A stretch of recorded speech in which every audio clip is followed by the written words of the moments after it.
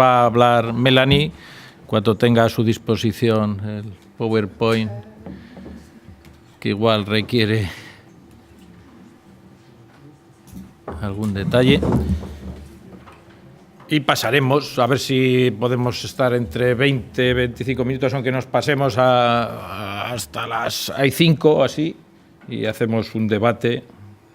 No quiero comerme la pausa, pero veremos hasta dónde podemos profundizar en el cuestionamiento, preguntas, etcétera. En este auditorio ya he contado 70 y tantos, pero la perspectiva de género me lleva a más de la mitad. Entonces espero que haya grandes cuestionamientos y preguntas. Por lo tanto, debate. Venga, Melanie, cuando necesites. No se atrevió a pronunciar mi apellido. No, ya no. Es un chiste. Bueno, primero, ante todo, quisiera agradecer a Ela y al señor Elías por invitarme. Entenderán también que así hable castellano. Es un desafío hacer una presentación en 25 minutos con todas las utilidades que quisiera decir en un idioma que no es el mío. Y bueno, también tengo que decirles que soy investigadora en todo lo que se relaciona con la renovación de la acción colectiva, acción sindical. El género en sí no es una perspectiva de investigación para mí, así que voy siempre a hacer paralelos, ¿no?, dentro de lo que les voy a estar presentando para un poco ilustrar la dificultad en América Latina de representar a las mujeres en la industria minera, además de eso que es una industria sumamente masculinizada. He hecho mi tesis de doctorado sobre un caso de alianza sindical internacional a nivel de Chile, Perú y Canadá. Así que como investigadora también tengo que admitir que no fue tarea fácil encontrarme con esos hombres mineros con una trayectoria previa de militancia que a muchos les costó bastante hasta en su familia. Entonces, estoy representando oficialmente a mis amigos y compañeros Christian Dufour, Adelaide Egger, que fueron investigadores del Instituto de Investigaciones Sociales y Económicas en París. Yo estoy en la Universidad de Montreal en la Escuela de Relaciones Industriales, encargada de dictar cursos en sindicalismo en los 3 niveles, licenciatura, maestría y doctorado. Y también represento aquí, a pesar de que los datos que voy a presentar forman parte de otro proyecto de investigación, a Blandine Emilien, que está ubicada en la Universidad de Quebec en Montreal. Entonces el título lo quise un poco provocativo, sin huelga no hay democracia, es una afirmación más bien que soltó Chiqui, su antiguo secretario general. Y yo me pregunté bastante sobre eso porque en el sentido que en el contexto que les voy a presentar pues es el contexto peruano, sindical peruano. No sé si la facultad de ejercer un contrapoder se ubica para esa gente en la huelga en sí. Sin embargo, hacen muchas cosas. Así que los datos que voy a presentar provienen de un grupo de investigación que yo estoy encabezando. Entonces yo como profesora en acción colectiva, relaciones laborales, y me asocia a 2 colegas míos. Uno es profesional jurista, profesor en Derecho Internacional, y la otra, colega mía directamente en la Universidad de Montreal, que es especialista en Derecho Comercial. Y curiosamente lo que vemos, los avances en cuanto a la aplicación potencialmente extraterritorial del derecho canadiense a nivel laboral, proviene del derecho empresarial y no proviene del derecho laboral. Entonces, lo que quisimos entender en ese proyecto, dado el hecho de que Perú ha firmado un tratado de libre comercio con Canadá en el 2008 y que ese tratado tiene su acuerdo paralelo en cuanto al trabajo en materia de cooperación laboral, quisimos entender si ese acuerdo tenía una incidencia en la capacidad de actuar de los sindicatos peruanos evolucionando en compañías mineras de capital canadiense en el Perú. Si tenían, mediante ese tipo de acuerdo, por ejemplo, y mediante también normas, fuentes jurídicas de diferentes cortes, de nacional, internacional, nacional y local, las prácticas oficiales y menos oficiales entre los actores, si el derecho y las fuentes normativas a su alcance tenían un impacto. Entonces estamos discutiendo de una cierta forma, no solamente diría de la contemporaneidad de la capacidad de actuar del movimiento sindical peruano en empresas de capital canadiense, pero también de la responsabilidad social de las empresas. Y van a ver que creo que lo que voy a plantear va a abrir reflexiones, bueno, espero, en cuanto al potencial de esas fuentes normativas de ayudar o no al movimiento sindical en general. Lo que puedo decir también es que el derecho a la huelga, poniéndolo en una perspectiva comparada, es muy diferente según un ámbito u otro. Es decir, por ejemplo, en Francia, estábamos discutiendo eso con Cristian, el derecho es individual y ciudadano. Es decir, que un individuo laborando en un ámbito X de trabajo puede decidir, voy a la huelga, y no es un derecho sindical. Vuelta en Alemania, discutiendo con Adelaide, vimos que es un derecho sindical. Y no se puede expresar esa voluntad de declararse en la huelga durante la aplicación del convenio colectivo. Y tiene que conseguirse después de una votación secreta, cumulando por lo mínimo al 50+1% de los votos de los trabajadores en el ámbito laboral, lo que es lo mismo en Canadá. En Perú, digamos que estamos en un contexto en el cual entre el 2001 y 2012 el 91,6% de las huelgas fueron declaradas ilegales. Entonces, es un contexto completamente ajeno y estoy muy consciente que les estoy haciendo viajar esa mañana. Cuando el señor me dijo, va a hablar de Canadá, bueno, les estoy haciendo viajar más allá de Canadá. Y estamos entonces en un contexto donde el mecanismo de la huelga está hiperregulatorio y depende de un órgano fuera del Ministerio del Trabajo que decida declarar la huelga procedente o no. Así que así la mayoría de las huelgas estén promulgadas, digamos, por sindicatos que tienen recursos, como es el caso de los sindicatos de empleados permanentes, es decir, directamente empleados por una minera. Diríamos que están, sin embargo, evolucionando en un contexto de represalias antisindicales, de violación sistemática de los derechos sindicales, y cuando entonces estamos dentro del proyecto viendo si las alianzas intersindicales podrían aumentar o incrementar la capacidad de actuar de las organizaciones sindicales en el Perú, digamos que el panorama llega a ser muy complejo. También en Canadá y en Perú, solo para ubicarles, todo lo que han escuchado, que fue muy interesante para mí, estamos en otro mundo. Es un sistema de relaciones laborales altamente descentralizado. Es un canal, monismo. En Perú hay pluralismo. Dentro de un mismo centro de trabajo es como aquí, puede haber muchos sindicatos. Pero son sindicatos. O sea, no es una negociación por rama de actividad. Aquí podríamos conformar un sindicato. Y podríamos tener, en el caso de Perú, 20 sindicatos. Y los sindicatos, cada uno tiene su convenio colectivo. Y la gente que no está sindicalizada puede negociar individualmente sus condiciones laborales. Y bueno, no puedo entrar, desgraciadamente, en todos los detalles del sistema laboral, pero llega a ser un caos en muchos casos. ¿Y qué decir de las mujeres?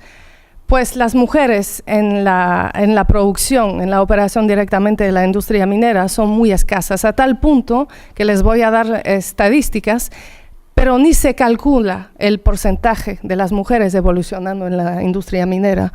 Es decir, son ausentes, que debe seguramente llamarle la atención a usted con lo que nos ha puesto por delante, ¿no?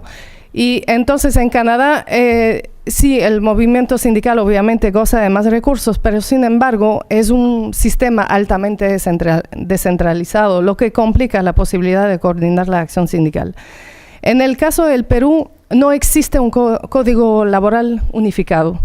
El Perú estuvo bajo una dictadura en los años 90, Fujimori, no sé si han hablado de él, y el propósito de Fujimori, tal como fue el caso con Pinochet en Chile, fue no solamente arrebatar con la capacidad de actuar del movimiento sindical, pero también descentralizar la acción sindical. Entonces hay lo que se llama y en la industria minera por los empleados permanentes a cargo directamente empleados por la empresa transnacional, evolucionan bajo lo que se llama la Ley de Relaciones Colectivas de Trabajo. Sin embargo, existen 42 regímenes laborales especiales, dentro de los cuales están sobrerepresentados las mujeres, porque esos regímenes, su propiedad primera es flexibilizar altamente las condiciones laborales. Entonces evolucioné, pude observar cosas en la industria minera, muchos casos de acosos para las mujeres, pero las mujeres no quisieron darme entrevistas, para ser muy sincera con ustedes. Entonces pude hacer entrevistas en la industria agrónoma, etcétera, y la gente bajo alto temor de contestarme.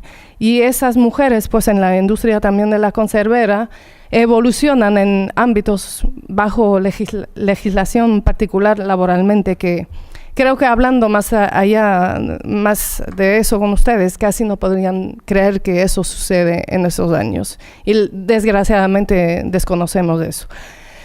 Preparé algo sobre democracia industrial y sindical y en la teoría, y me dije, se van a aburrir. Entonces, digamos que el postulado primero es que parto desde el punto de vista que el movimiento sindical es un agente de democracia de la sociedad, cuya capacidad de actuar pueda contribuir justamente a una mejor repartición de las riquezas generadas colectivamente, pero esa capacidad puede expresarse mediante la negociación colectiva y la huelga, pero no únicamente. Ahora, no me dio el tiempo de mover esa diapositiva, pero ya que estamos hablando de las mujeres, porque estoy participando en una plenaria que discute eso, van a ver que el 8 de cada 100 trabajadores en el Perú están sindicalizados. El 10% en el sector privado está ocupado por las mujeres, es decir, muy poco. Es decir que de ese 10% ocupado por las mujeres, muy pocas laboran en la industria minera, evolucionan bajo un regímenes laborales muy particulares y bueno, en el sector público ocupado por las mujeres, no puedo entrar en los detalles, pero solamente para que entiendan, es donde existen más restricciones para expresarse como trabajadores sindicalizados en cuanto a los temas que se pueden negociar colectivamente y cuanto al uso también del derecho a la huelga. Dicho eso, voy al inicio. Entonces, el caso del movimiento sindical en la industria minera. La industria minera en el Perú tiene un peso estratégico y económico fundamental. Perú es un país de tradición minera y contribuye en gran parte al PIB. Sin embargo, lo que voy a exponer, creo, y tienen que entender que esos empleados, trabajadores sindicalizados en la industria minera conforman parte de lo que se podría casi llamar la oligarquía laboral, porque son muy privilegiados a pesar de que cosas problemáticas importantes sucedan ahí. Canadá, ¿por qué decidimos ubicarnos? Primero tengo, pues, tengo mi recorrido en cuanto a la investigación en la industria minera. Canadá ahora es el tercer inversionista en el Perú. Los asuntos también, diría, el costo en cuanto a la degradación del medio ambiente del PIB está estimado al 3,9% debido a la industria minera, lo que hace que para entender el protagonismo desplegado por las organizaciones sindicales en cuanto a las protestas sociales, digamos que es un terreno perfecto para poder observar eso. Y desgraciadamente lo que tendría que decir y plantear de hecho es que los efectos de las actividades de la explotación minera, es decir, hablamos de trata de niños, hablamos de prostitución, porque la mayoría de los casos de los sitios de explotación minera para esas empresas transnacionales ya no se conforman mediante, diría, una ciudad minera. son pueblos alejados, ya son comunidades, no son comunidades mineras como de antaño, son sitios de explotación que se ubican en la altura, en donde los trabajadores envejecen 3 veces más rápidamente que los trabajadores que operan a nivel del mar. No tienen relaciones esos sindicatos y esos trabajadores con las comunidades alrededores, y eso favorece no solamente la explotación de los hogares, porque esa gente funciona bajo turnos, jornadas atípicas, es decir, un trabajador va a trabajar 12 días seguidos porque es muy lejos y luego vuelve a su familia quizás 10 días. Entonces, una de las reivindicaciones del movimiento laboral, del movimiento sindical a nivel nacional, es justamente volver a lo de las jornadas típicas, que permitía justamente diría poner de pie relaciones también con las comunidades alrededores, pero que suele ser menos y menos posible debido a esa situación. Entonces, los problemas que encontramos a nivel de la industria minera son muy serios en cuanto a la salud y seguridad del trabajo. Los 2/3 de los trabajadores que laboran en la industria minera son contratados, a pesar de que la ley diga que en caso de la tercerización laboral, es decir, la tercerización se refiere a trabajadores que están ejerciendo labores exactamente iguales a los trabajadores directamente empleados por la industria principal. Sin embargo, no se les da el mismo equipamiento en cuanto a la salud y seguridad. Para irse a la altura no gozan de las mismas facilidades en cuanto a la locomoción y repiten contratos a plazo determinado eternamente. Entonces estamos frente a un movimiento sindical que tiene que ubicarse frente a esa realidad, y en la teoría podrían sindicalizarse esos trabajadores, pero en la práctica no lo pueden. Porque a partir del momento que un trabajador empieza a hacer militancia sindical, forma parte de la lista negra. Entonces imagínense luego con las problemáticas que, como les estaba planteando, que alrededor de esos sitios de explotación existe la fuerte posibilidad de emplear también mineros artesanales, así no los digan, y que haya problemática de prostitución, etcétera. El movimiento sindical llega a ser, con sus reivindicaciones salariales y etcétera, un poco aislado de los focos de protestas sociales que puedan existir en el momento de negociar colectivamente.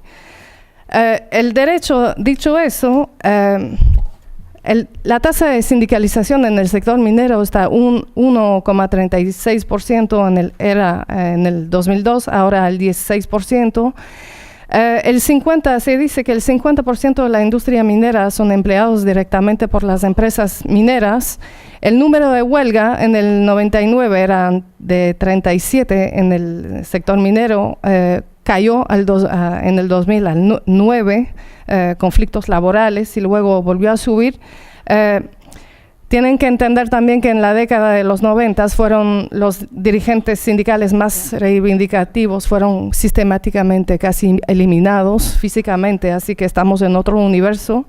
Y de los 26,000 trabajadores formales en la industria minera, decimos que forman parte, digamos, representan, más bien dicho, el 1,1% de la mano de obra formal. Pero tienen que entender que son más de 150,000 trabajadores que laboran en la industria minera. Es decir, esos 26,000 trabajadores formales llegan a formar una infinita minoría. Bueno, aquí se dice que es casi imposible llegar a conseguir que la huelga sea declarada procedente y pues eso me hace llegar a qué es el movimiento sindical peruano rápidamente. Digamos que estamos en un caso clásico porque diría que es una situación bastante normal, entre comillas. A nivel de Latinoamérica estamos frente a un movimiento sindical que mantiene una relación de proximidad entre el Estado y las organizaciones sindicales, un corporatismo de Estado, diría, ambiguo y crítico. Sin embargo, pero diríamos que lo que me llama mucho la atención aquí, escuchando a la gente con la cual trabajo, es justamente que el Estado no sea la meta donde hay que necesariamente llegar. Y en mi país también se observa una tendencia en ese sentido. Lo que llama la atención es que antes las organizaciones sindicales eran instrumentos que se podían llamar de movilización política y control social. Ahora la industria minera es altamente contaminante. La industria minera conlleva con sí misma, debido a la situación de alejamiento de esos sitios de explotación, un fuerte componente de degradación, diría, del tejido social, de la armonía social. Y los ciclos de protestación social que se han observado en el país, hablamos desde el 2000 de más de 100 conflictos sociales que han tenido lugar en el país debido a la explotación minera, y sin embargo no fueron encabezados por organizaciones sindicales. Eso también llama mucho la atención y significa que el movimiento sindical ahora en este país no es la locomotora de las movilizaciones sociales y colectivas, y muchos autores dicen que han llegado a conformar casi zombie institution. Quiero ir rápido porque quiero llegar a la parte de la responsabilidad social de la 5 minutos. ¿Me puedo dar unos 5 más? ¿Es posible? Estamos rápidamente... una asamblea enseguida. Sí, bueno... Estamos en una situación de multiplicidad de enganches contractuales, dinámica competitiva entre los trabajadores, entre organizaciones sindicales de trabajadores permanentes que no quieren representar a los subcontratados, porque hay una ley de pie en Perú, es el régimen de las utilidades, que dice que el 8% de las ganancias de las empresas tiene que ser redistribuido entre los trabajadores de planta permanente. Eso quiere decir que si un sindicato llega a aceptar trabajadores contractuales, pues va a tener que repartir entre más trabajadores el peso de las utilidades, que es un veneno, personalmente lo que pienso para el movimiento sindical. Es un veneno también pensar que las condiciones laborales en materia de salud y seguridad del trabajo llega a ser justamente un factor que, siembre la cizaña entre la clase laboral, y entonces llega a ser muy difícil sembrar una agenda programática transversal que pueda asegurar que una cohesión pueda establecerse dentro del movimiento laboral en el escenario social, societal y político a nivel de la industria. Unas estadísticas particulares, siempre es lo mismo, cuando uno hace una presentación tiene el sentimiento que no puede decir nada. Bueno, por eso existe el periodo de pregunta. Una organización sindical en el Perú, solo también para darles una idea, primero no es por rama de actividad, podrían establecer un pliego por rama de actividad, pero eso tiene que ser bajo el consentimiento de los actores, entonces sospecharán que la parte patronal en ninguno de los casos quiere someterse, entre comillas, al ejercicio ese. Y un sindicato, no es porque un sindicato se haya conformado que sea capaz de presentar un pliego y ese pliego ya se materializa en un convenio colectivo. Entonces, eso quiere decir que por eso se dice pliegos presentados, los que están presentados y los que están solucionados, pueden ver a la derecha, la línea roja es mucho más bajo, porque para llegar a un pliego que esté considerado como solucionado, las partes tienen que estar de acuerdo y tienen que llegar a un acuerdo en un convenio arbitral. En caso no lleguen a un acuerdo, se queda sin solución el pliego. Entonces hay una inmensa masa de sindicatos que así son organismos de representación de los trabajadores, pero al final y al cabo no llegan a ser lo que tienen que ser, es decir, agentes de negociación colectiva, brindando resultados a los trabajadores de manera concreta. La responsabilidad social de las empresas, sé que estoy frente a juristas, a gente profesionales del derecho. Voy a ser un poco provocativa y eso lo presentamos en parte en un congreso académico, una cumbre académica de jurista. No da nada por parte sindical. La responsabilidad social de las empresas es algo que podremos quizás discutir en el periodo de preguntas. De la misma manera, el acuerdo paralelo en materia de cooperación laboral, la mayoría de los sindicalistas, tanto en Canadá como en Perú, con los cuales nos hemos entrevistado, ni conocían la existencia de ese acuerdo, que logró, sin embargo, permitió que se firmara el Tratado de Libre Comercio entre los países, pero en cuanto a los efectos concretos, el uso concreto por parte de un sindicalista al negociar dentro de una empresa minera en el Perú es nulo. De la misma manera, las grandes convenciones internacionales, en el caso del Perú, los convenios de la OIT llegan a ser parte del bloque constitucional. Entonces, es decir, tienen un impacto en el momento de negociar, pero digamos que les preguntamos una serie de cosas en cuanto a los OECD Guidelines y esas normas a nivel internacionales que no tienen dientes, entre comillas, pero sin embargo que podrían ser referentes para ellos, y la respuesta que conseguimos es no. Desconocen el contenido y se dan cuenta que es operación pantalla para las empresas, tanto también como los códigos de conducta.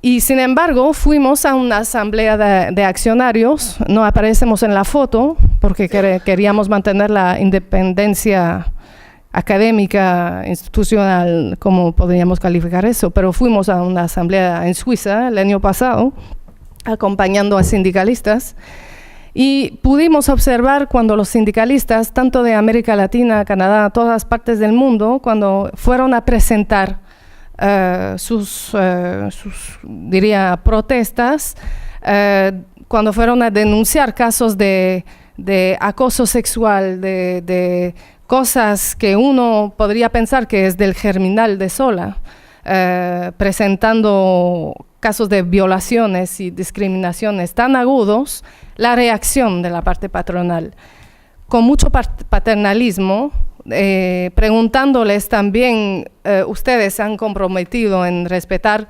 tal norma jurídicamente o contenido voluntariamente, digamos, expuesto por parte de la empresa.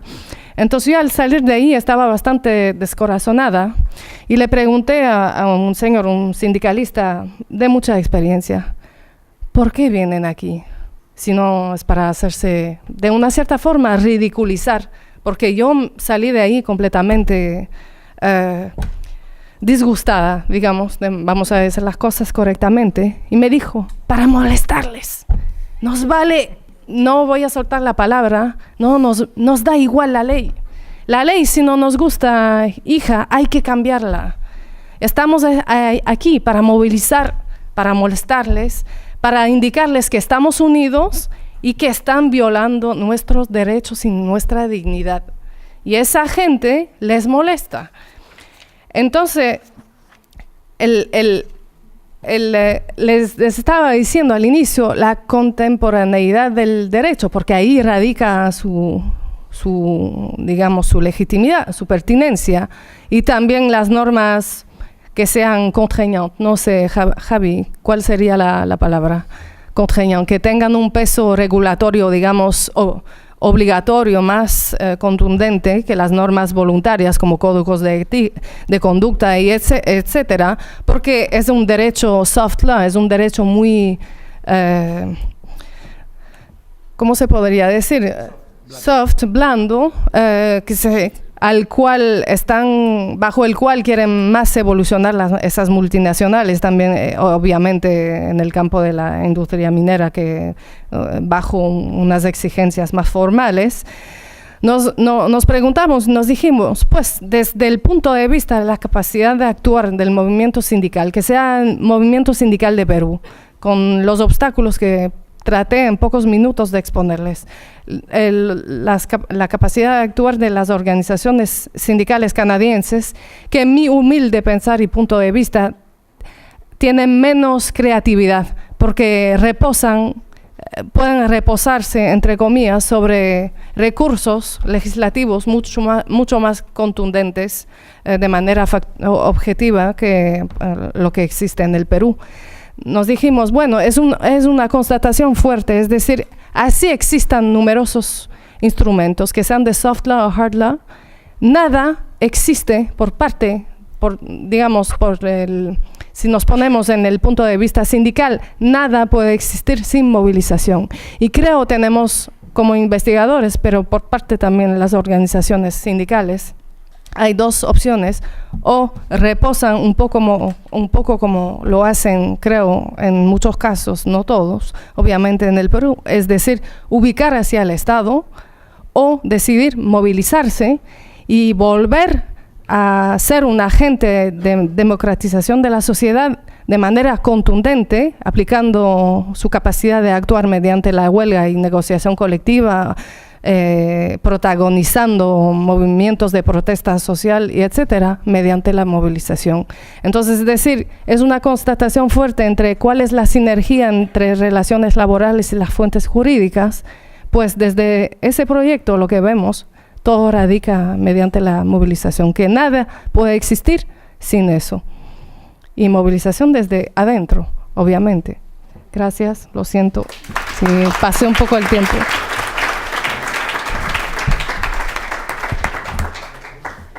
Muchas gracias, Melanie, por tu esfuerzo de expresión. Sí. Vamos a pasar rápidamente, ya me adecúan que lo mejor es que hagamos el turno de preguntas de forma continua y que se contesten de forma global.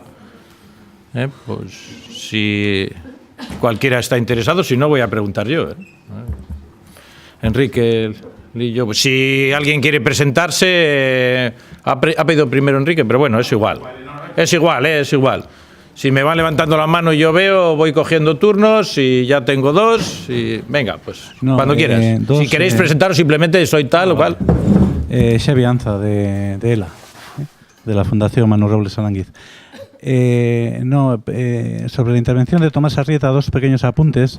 Sobre el tema de la no proporcionalidad del sistema de representación a través de los comités de empresa y cómo eso puede beneficiar a los sindicatos mayoritarios, yo creo que, habría que establecer una corrección, porque aquí se da una paradoja, y es que en el caso de ELA es más mayoritario en las pymes que en los comités, y mientras que UGT y comisiones, teniendo menos representación, en cambio tienen muchos mejores resultados en las empresas grandes. Entonces, eso que has venido a sugerir, de que por ejemplo en Guipúzcoa, donde ELA y LAB son mucho más mayoritarios, pues probablemente se debe a ese efecto de la no proporcionalidad, pues yo creo que eso habría que verlo con datos más precisos, porque la implantación, en este caso no recuerdo de ELA, pero desde luego de ELA, es mucho mayor en las empresas pequeñas que en las grandes.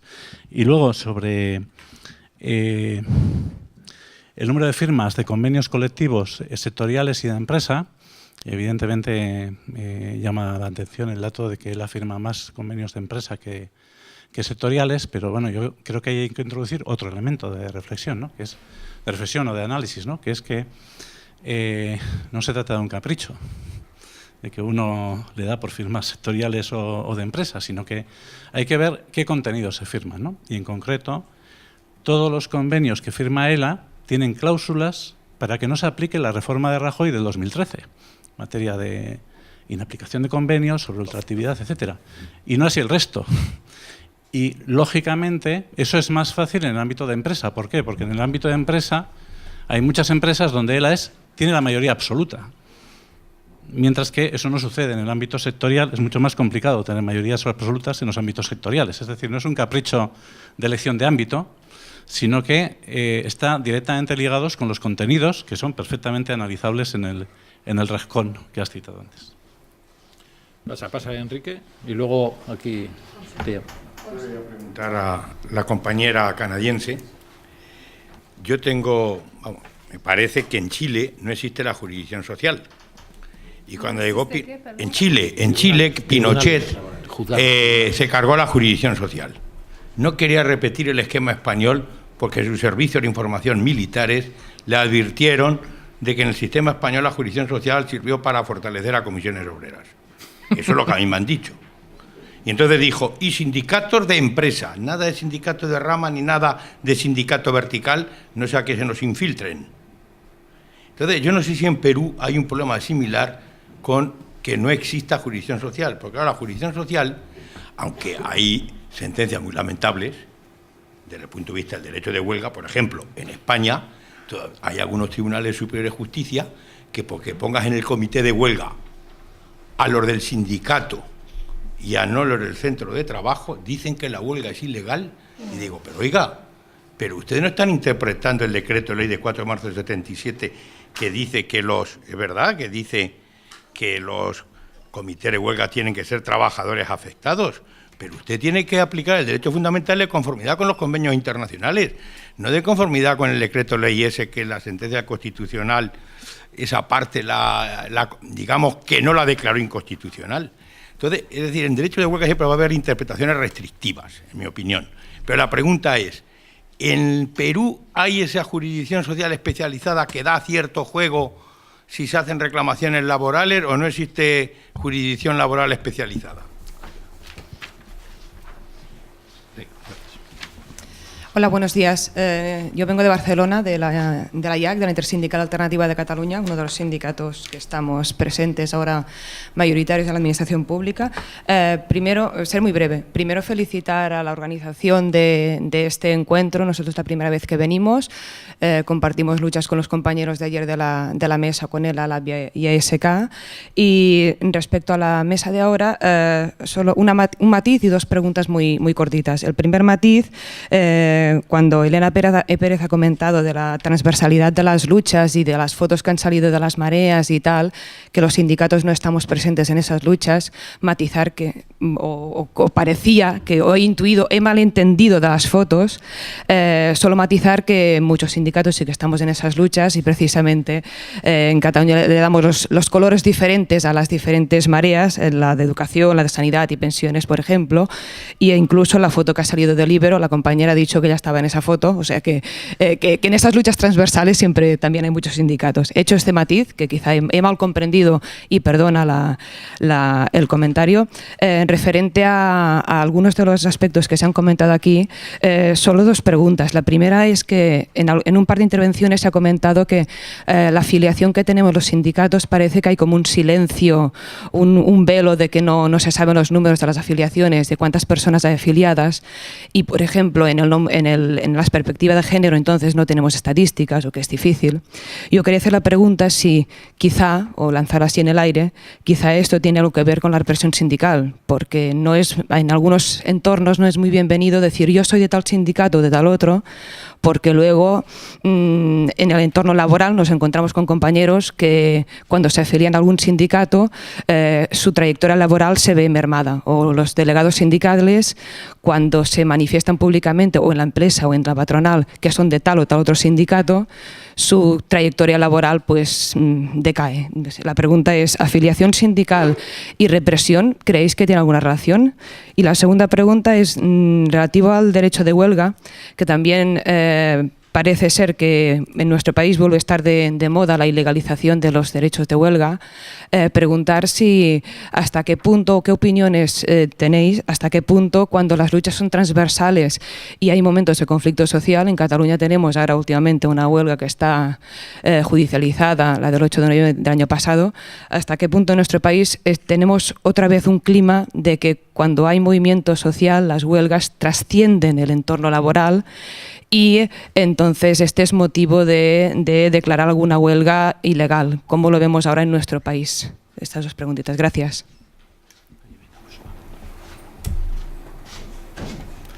Venga, si ya no hay más, cerramos y contestamos, que si no nos vamos a comer ya a la siguiente mesa. Sí. No, mi pregunta va dirigida a la compañera Melanie. Me gustaría saber ¿qué impacto ha tenido sobre las relaciones laborales en Canadá la aprobación hace 25 años del Tratado de Libre Comercio, un poco relacionado con lo que explicabas también, si ha habido un cambio en el modelo de relaciones laborales o un cambio en la correlación de fuerzas a consecuencia de la aplicación de estos tratados de libre comercio? ¿En Canadá o en Canadá. Pero también en Perú, a ver. Sí, a ver el tratado que ha hecho los dos. Sí, sí. Venga, pues damos comienzo por el mismo orden. Bueno. Sí, lo mío es muy relativamente corto. Evidentemente yo no cuestiono la legitimidad de las opciones sindicales ni que la valoración de si hay contenidos suficientes como para firmar un convenio corresponde a sus negociadores. Es decir, en ese sentido, quiero decir, no, si se ha entendido que hay alguna alusión indirecta distinta de esa, en absoluto. Eran solamente números, ¿no? Es decir, números porque los números son llamativos. Es decir, claro, efectivamente son llamativos y significa que la presencia y la incidencia en el ámbito empresarial de organizaciones sindicales como ELA es muchísimo más... Entonces, la razón, ¿por qué? Bueno, pues eso evidentemente no me corresponde decirlo a mí, ¿no? No soy nadie para decir eso, ¿no? Está ligado a contenidos, pues está ligado a contenidos, es una decisión libre, ¿no? Y en cuanto al tema de las elecciones sindicales, yo creo que el hecho de que haya más representación, una representación bastante mayor en pymes, en pequeñas empresas, ¿no? de organizaciones sindicales como ELA y LAB, creo que confirma lo que yo decía, es decir, que el sistema es mayoritario y por tanto excluye a todas las demás listas si participan, ¿no? Es decir, el que gana se lo lleva todo, de manera que todos esos votos no se traducen en ninguna cuota de representatividad. En tanto que en el sistema proporcional, pues efectivamente la atribución es proporcional a los votos que uno ha recibido y se excluyen solo las candidaturas o las listas que están por debajo del 5%, lo cual implica, bueno, pues efectivamente una corrección, cierto favorecimiento de las listas que tienen mayor audiencia, ¿no? Pero creo que, bueno, es así, creo, aunque, insisto, este es un tema sobre el que yo creo que hay pocas, digamos, reflexiones teóricas, pocos análisis, ¿no? O sea, nos hemos pocas veces puesto a pensar, bueno, cómo es nuestro sistema, qué tipo de efectos provoca, pero creo de verdad que el tema del distinto sistema de elección tiene consecuencias y una de ellas es efectivamente la presencia de, bueno, pues el que por el sistema mayoritario pues se rentabilicen más los votos cuando uno consigue ser mayoritario en el proceso electoral, nada más. La segunda, ¿hay tribunales sociales en Perú? ¿O quieres afirmar algo sobre eso, Elena? Bueno. Lo que hay en el Perú se llama la SUNAFIL, que es una superintendencia de vigilancia de la aplicación de los criterios laborales.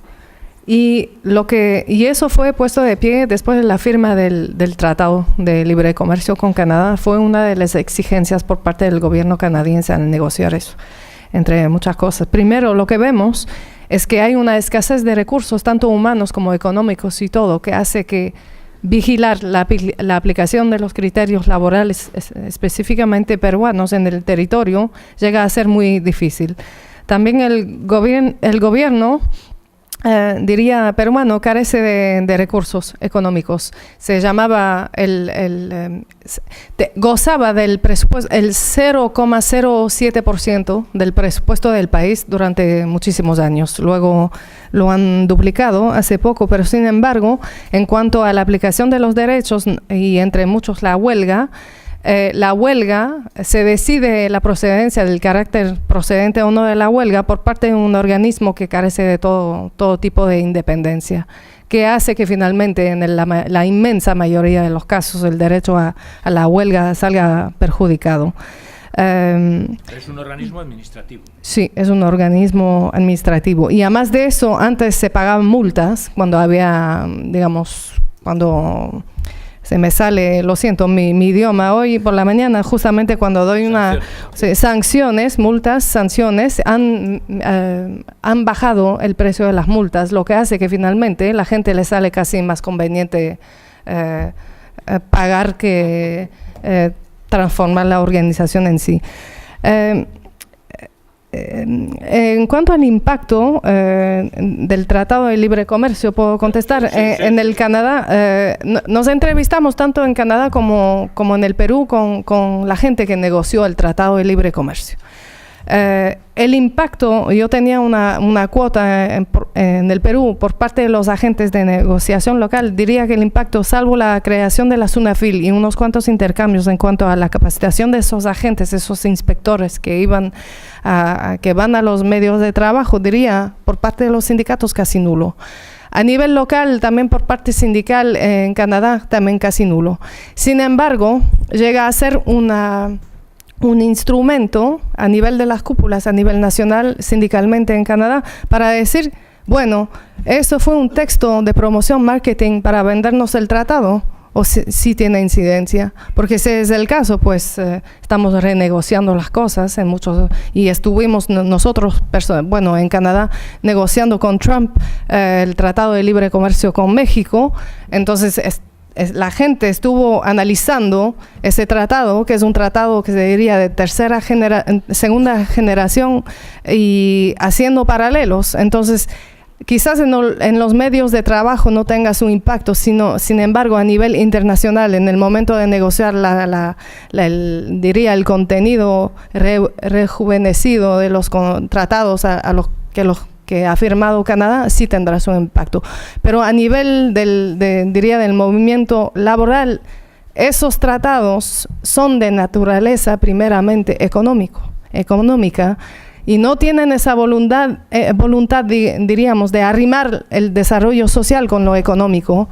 Y al inicio nos vendieron eso, Clinton lo hizo también para hacernos tragar la pastilla, como decimos vulgarmente.